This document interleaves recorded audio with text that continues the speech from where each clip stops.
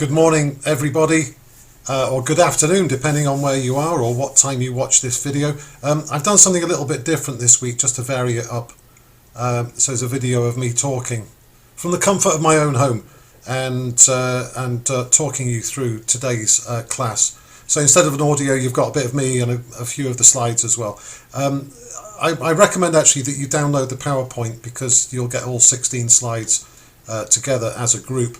But what I'm going to do here is just talk through them and interject with hand gestures and all that sort of stuff. So here we are, week 4. Now, first of all, I just want to say thank you and well done, everybody, because the reports I've had back from Alison and Claire suggest that everybody pretty much is attending the online classes, so you're learning something. The feedback from Alison and Claire is that you're all very pleasant people and you're all very bright and smart and dedicated, and I'm sure you're all going to do a fantastic job.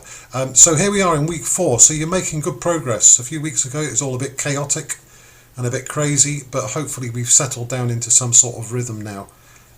Next week, slide number 2, you have Claire for InDesign Class 3, and then from then onwards for the next 7 weeks it's Alison and Claire taking you towards the production of your magazines. So just to reiterate, if there's any questions you have to do with design, it's Claire. Please direct them at her. You've got her email address. If there's anything about the magazine, that's Ali's territory.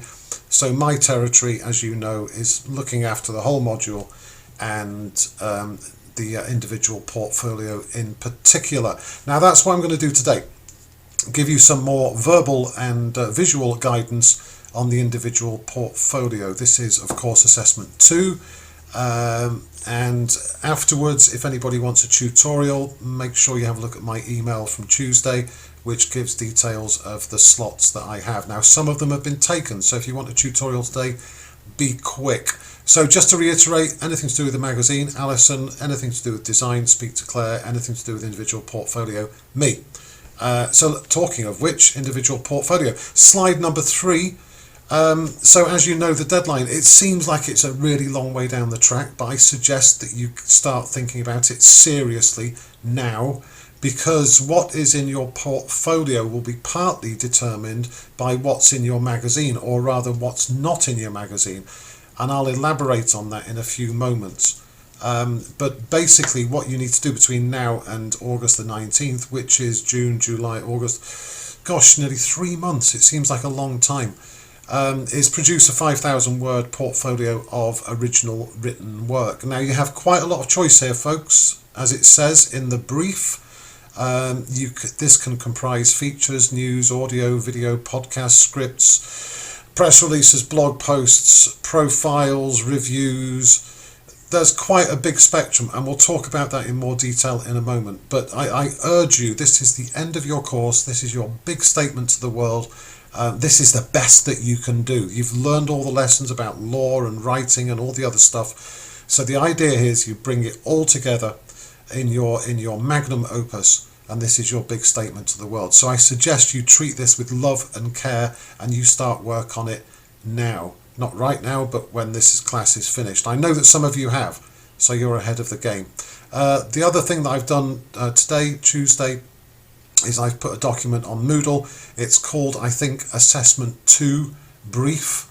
So it's the briefing, the guidance document for Assessment 2. So essentially that document contains everything in this video, plus a little bit more. But this video contains stuff that you won't get in the document as well. So slide number 4, crucial point about the individual portfolios. Please remember that approximately, I'm not going to hold you to it to 2,500 exactly, but approximately half of your portfolio needs to be appropriate to the needs of the magazine, and the other half can be anything you want. Okay? So, and it's really, really important that you call them Section A and Section B in your submission. I'll show you how to do it in a moment. So half of it must be appropriate for the magazine, the other half can be anything at all. Now, when I say appropriate for the magazine, what will happen when you work on your magazines, when you discuss ideas, some of your ideas won't be accepted for publication. You have to deal with it because that's how journalism works. Not every idea that you have will be appropriate for publication or chosen for publication, because you've only got so many pages and you'll probably have more articles than you actually need. So some of those articles will be left over, but don't despair. You can include them in section A of your portfolio. So if you're doing a magazine about food, for example, and you do 3 or 4 articles and 3 of the articles are accepted and 1 of them isn't, then the one that isn't accepted can go into section A. Section B can be about subjects, whatever subject you like. So if you want to be a war reporter, do something about war reporting. If you want to be a fashion reporter, do something about fashion reporting, about fashion. If you want to do human rights, sport, football, whatever it might be. So it's your choice. And some of these articles might be light years away from what your magazine was about. So this is your 2,500 words to write or produce journalism about whatever you want to produce journalism about, if that makes sense. So, as I mentioned a moment ago, if you go on to Moodle, you will find a copy of the briefing document for assessment number 2. And on page number, where are we? Page numbers 3 and 4 of this document, you will see 2 examples of how to present your articles. So you'll see at the top there, it's all neatly laid out and it's all very straightforward, it's all very informative, and it seems maybe a bit boring to have to do this with your article, but we need to know who's written it, we need to know which section this is for, we need to know the word count that you need to put on your document at the top, and also you'll notice that I've put 3 words underneath the type of article. So in the first case it's a feature article of 1,200 words. In the second one is a profile of 584 words, and in both cases I put 3 words underneath that bit of information. So for the first article, travel hiking Wales, so this is kind of like tags, you know, on when you're writing blog posts or whatever it might be online. So give the reader an indication of what it's about. So, you know, essentially the first 3 words that come to your mind, really. So the first article is about a trip I did to Wales a few years ago, and it was a hiking article, and it's about travel, so travel hiking Wales. And the one after that, the profile, the second one is the 3 words I've chosen there is art, painter, Oxford, because it's a profile about a friend of mine, Andrew Manson, who's a fantastic painter. So if you just use those as templates, those two examples, you will do perfectly well in terms of presentation of your work, and it's really important that it's presented professionally. In previous years I haven't given this part of the briefing because to me it's obvious that you need to present your work in a professional, readable, straightforward, sort of systematic approach, but apparently in the past not all students agree with that. So it needs a title. It needs a stand first. For the MA Publishing students, you might not know, but that short sentence after a title, it's called a stand first. Very, very useful, very common in journalism. And then beyond that, you lay out your work. I've suggested here justified, so it's parallel, basically not left or right justified, and certainly not centre justified. 1.5 line spacing, to make it easily readable for somebody with old eyes like me. And look at the fonts. Don't use anything special. Don't use anything strange or elaborate. Just straightforward fonts, Calibri, Arial, Times New Roman, whatever it might be, and make them a reasonable size for reading as well. So, and I apologise if I'm patronising you here, because a lot of you know exactly how to do this. But seriously, folks, every year there's always somebody who uses swirly fonts or packs the text really tightly or uses tiny fonts, and I don't know which article is in which section. I haven't got a clue what type of article it is. If you take this approach, then you'll have no problem at all. So this is in the briefing document. Slide number 6 is also another example. That's the article, the profile about Andrew. So that's professional presentation. You need to do it for every article. It's in the briefing document. so you'll have no issues with that. Right, let's move on to slide number 7. Criteria, the marking criteria. Again, it's laid out in detail in the briefing document. MA journalism students, you will know and love this word already because I've been droning on about it for the last 6 months. So the word is OSCARS, which spells, if you take the first letter, originality, structure, content, accuracy, research and style. So your whole portfolio as a complete piece of work will be marked against those 6 criteria. So that's how we're going to assess you. And what I do want to do now for the next couple of slides is just go through them and give you a little bit more detail. This is particularly useful, I think, to the MA publishing students because this might be new to you, and I apologise to the journalism students because you will already hopefully understand what these words mean. So next slide, slide number 8. So the portfolio is marked as a whole. So I'm going to take your 5,000 words in August, I'm going to sit down and I'm going to assess them as a complete piece of work. Now, in some cases, I will look at individual articles and talk about the originality, for example, but generally speaking, I'm going to look at them as a whole. So what you need to do, if you're going to submit 5 articles, you don't say, well, you know, I have 3 good ones and 2 not so good ones. Send me 5 good ones.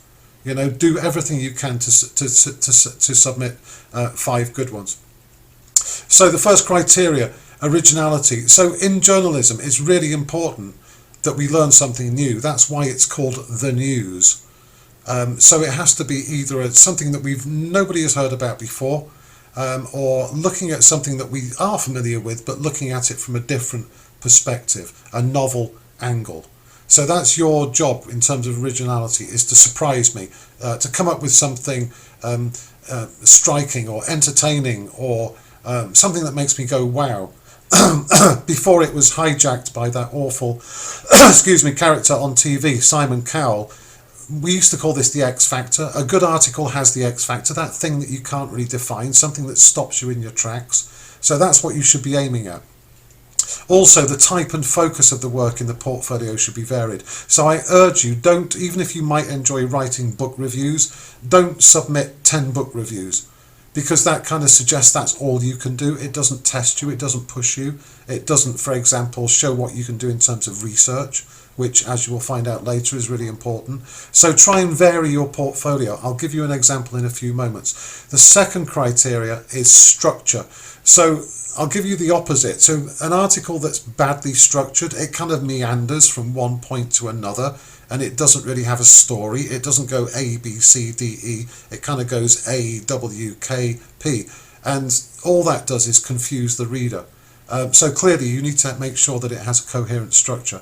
And the way that you structure an article, as many of you will know, it needs an introduction, followed by a compelling main section, that's where you tell the story, and then a suitable ending, a summary, or looking forward to the future.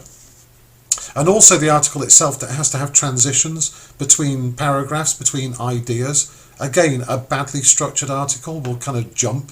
1 minute you're talking about the weather, and the next minute you're talking about food, and there's no connection between the two at all. So that's where you need to structure the article within the article itself. I will incidentally, let me just have a slight break here. On the right hand side, I've said see forthcoming videos. I will put some videos on Moodle over the next couple of weeks, just to remind the MA journalism students and to help the MA publishing students to understand a little bit more about what we expect in terms of these criteria. Let's just move on to research, moving on to slide number 9, because I want to talk for a few minutes about this. With research, journalism students, you're used to doing source sheets for each article. This is slightly different. What I need here, folks, is a source sheet for the whole portfolio. And I'll show you exactly what I mean on the next slide. What we're looking for is active evidence of active research. Again, I'll do the negative to illustrate this. What we don't want you to do, and it might be very tempting at the moment, particularly with lockdown, is to stay indoors and do everything online, so that you're just accessing online resources, you're not talking to anybody, you're looking at previous work, you're amalgamating different points of view, and you're writing reviews or whatever it might be. That's not really active research, and if you do that all the way through your portfolio, you're not going to get a good mark in terms of research. However, if you interview people, or if you can and you're allowed to go somewhere, and then you analyze and acquire data and make sense of the world by looking at information that's out there, then that is active research, and you'll get a good mark for it. So basically with this, we need one source sheet for the whole portfolio. I'll show you the next slide how that should look. Just be aware that some journalism requires more sources and more research than others. So if you are doing a book review, you don't need to do a lot of research. You read the book and you might access other people's reviews and comments. But if you're doing a hard-hitting feature article about human rights, you do need to speak to people.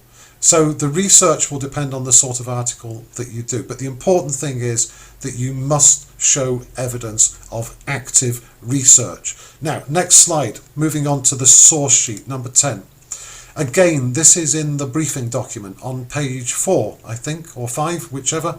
And what it shows you is exactly what you need to produce. I've done all the boring bits for you. It says source sheet at the top. You've put the date on it. You've put your name on it. You've put the name of the assessment individual portfolio. So there in 4 columns, you basically tell us the information that we need to know.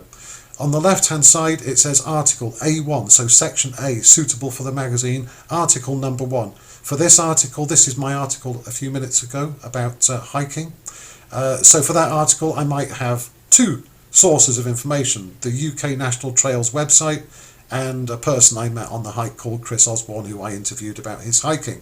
So that's perfectly okay, because the majority of the research in that one is actually going to Wales and doing the hike. So really there should be a third entry there, go to Wales, but it's not really a source in the true sense of the word, so we don't have to do it. The next article, this is an article I haven't written, but I could. If I was doing an article about the distribution of income, the difference between the rich and the poor in the UK, I'd go to the Office of National Statistics to find, and then in brackets, income data. So you need to put very briefly what you actually got from that particular source of information. The next line, Oxfam, the charity, they would tell me about poverty data on their website.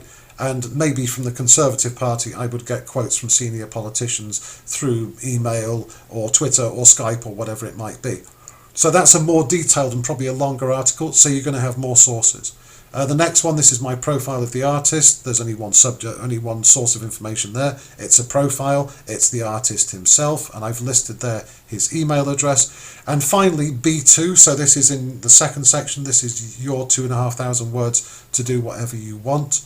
I might also quote a scholar of George Orwell, somebody who's commented on the great man's work and quoted him or maybe interviewed him. So it's very straightforward, very simple. Just keep it nicely structured. Just put the article numbers and letters on the left and tell us who you spoke to or what you did. And then we can see how much, whether you did active research or not. Notice my 2 points on the right. I always give credit for effort and tenacity. So if you try speaking to people and you put a lot of effort into it, that you will get credit for that. And also a note for MA journalism students, and it happened last year when people did their portfolio. Some students came to me and said, I've got no ideas. Then I talked to them about social media and data journalism. You spent 12 weeks learning how to analyze data. And you might not be able to get out there and meet people and go places, but folks, you can access data. The government is churning out so much, it always does, but even more so now. Find some data, analyse it, and you can use that as the basis of a very strong article. And that constitutes good research. So use what you've learned already. So that's it, slide number 10, that's the source sheet. Moving on to slide number 11. Content, style and accuracy. Now, as the journalism students will know, not all pieces of journalism have the same type of content, and you need a mixture of content. It's not just somebody talking, it might be quotes plus a bit of data and then some analysis and so on, and you have to have the right quantity of content for the article that you're writing.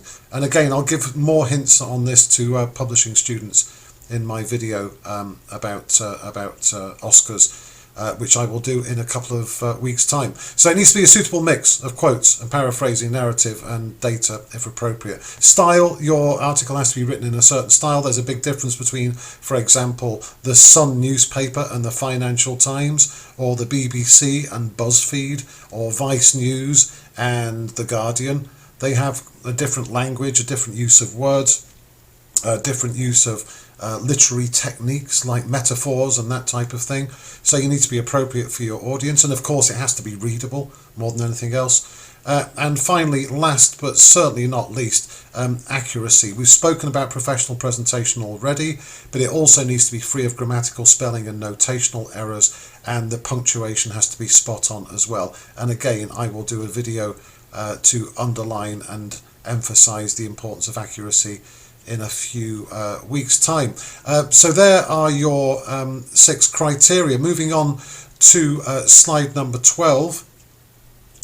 So you have a number of choices to make, folks, but you've got plenty of options. So it's good news, bad news. You've got a huge amount of choice, but some people sometimes get overwhelmed with a choice. So what you need to do is focus. You need to focus. So whenever you come up with an idea, you need to ask yourself 5 questions. Point number 1, is it going to go into section A for the magazine, or if it doesn't fit in the magazine, can it go into section B? So you need to decide which idea goes into which section. Secondly, you need to decide which platform.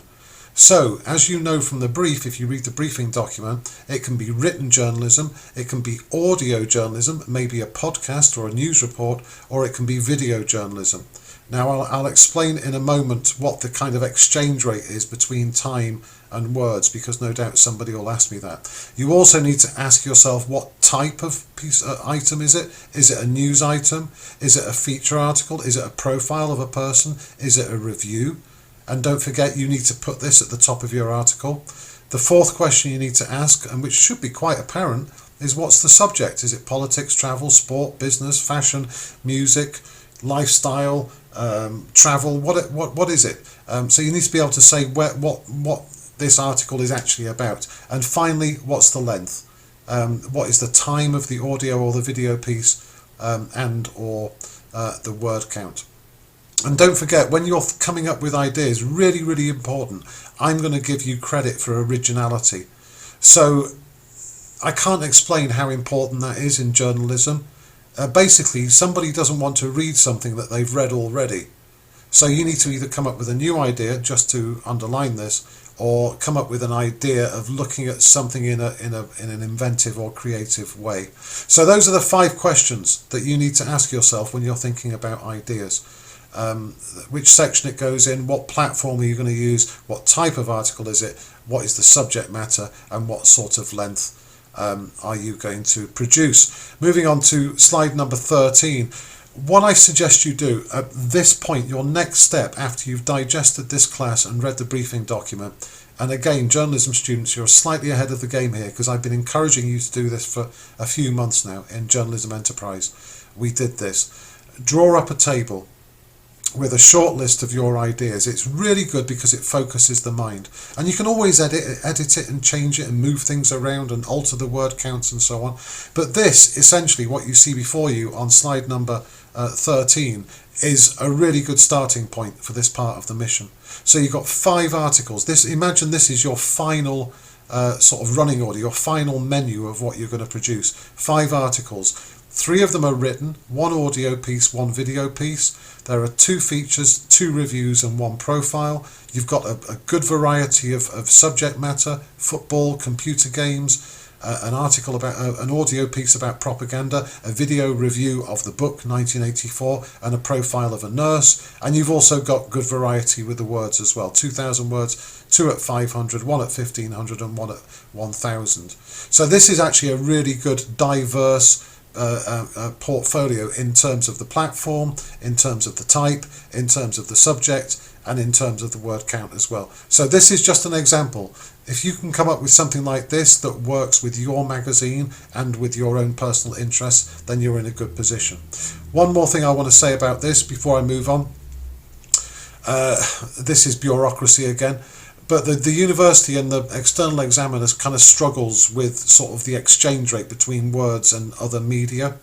So what we do basically is 100 words per minute, and it might be fair, it might not be fair, because with a video or audio there's lots of editing involved, so it's not quite the same thing, as journalism students will know.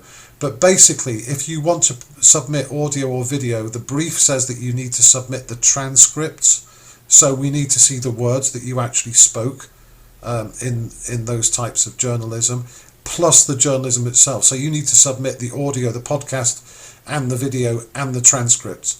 But again, you'll get credit for having a diverse portfolio. So the exchange rate is basically 100 words a minute. So a 15-minute audio feature is about 1,500 words. So that goes against your 5,000 word portfolio. Okay, slide number 14. Let's talk about sources. So this is giving you a few hints on research. Slide 14. Again, I'm speaking through experience here. What happened last year and what happens every year is that people tend to gravitate. The first port of call is your best mate or your boyfriend or your mum or whatever. And that's not really good journalism, because the whole point of journalism is to engage with broader humanity. That's my interpretation of journalism. So they're a good starting point, and I can understand why you do it, especially now with lockdown and COVID. But see if you can just expand beyond that. So for example, let me give you an example. If your mother is a nurse and you want to do something about nursing or healthcare, ask your mum if you can speak to one of her workmates. So think about friends of friends or friends of family. That's one way of doing it, and try to get people in that way rather than just gravitating to your nearest and dearest. It's understandable, but it's not good journalism. Especially now with COVID, there's so much science about, and behavioural economics and all that, transport issues and all that. There's loads of experts out there. There are experts in every field. So academics experts are very useful, and they're easy to get in touch with, and generally speaking they will talk to you. So experts and people with first-hand knowledge, people who've actually experienced something, are much better than second-hand witnesses and so on. And the way to do it, as journalism students know, is to go through social media. So use Twitter, use Instagram, use email, obviously. And even though it's not popular among your generation, Facebook is very good among my generation, and a lot of people in my generation are experts and have lots of first-hand experience of life. So track them down. And the penultimate slide, number 15, dealing with sources. I'm sure I don't need to tell you this, but it's really, really, really important that you deal with people in a polite manner, because I'll go down to the third point first. Don't forget that you're asking sources to do you a favour. They don't have to help you out. There's no obligation, professional, moral or personal, to talk to you. And it can get really, really frustrating. And I remember in my days of journalism trying to contact sources, and you get knocked back by 9, but the 10th might say that they will help you. So just remember that. And it's really important that you're polite in all of your interactions. Obviously, again, you don't need to know this, but sometimes the emails I get from my undergrads in particular, like, yo, Gary, that's not really an appropriate way to greet somebody. It might be for your generation, but not for mine. So please, thank you, and sign off with best wishes. Please don't send abrupt, terse or demanding emails. That's kind of a follow-on from point number 3. They're doing you a favour. And make sure that you act professionally as well, which means replying promptly and politely to every email. And even if someone lets you down, still be gracious and understanding. I say all of this because, as I say, in the past, I've seen some emails that students have written, and I read them and I think, well, it's not surprising that you didn't get anybody to speak to you. And it all revolves around the third point, really. Sources are doing you a favour. So basically, folks, and I'm sure you will, because you are all professional and polite, but just be gracious and polite with your dealings with people. Okay, so there's a crash course basically in assessment number 2. This is the individual portfolio, wrapping up for the day. Homework, slide number 16. Again, as I said in week 1, the way that you're going to learn how to be a good journalist and to write magazine journalism is to read it. So read it, deconstruct it, and analyse a lot of journalism. You should be doing that every day. Second point, draw up that table I showed you on slide 13. Draw up a short list of items for your individual portfolio. arrange tutorials with me either after you've watched this video, if I still have slots available, or at a later date. And my homework, as before, is to make more videos. I will do one about Oscars in detail, and one about accuracy, and one about creativity. So watch out for those. And as always, folks, I will contact you through Moodle. So hopefully see some of you in tutorials a bit later on. Anybody else, if you have any questions, send me an email. You know where I am. Thank you for your time, and see you all soon.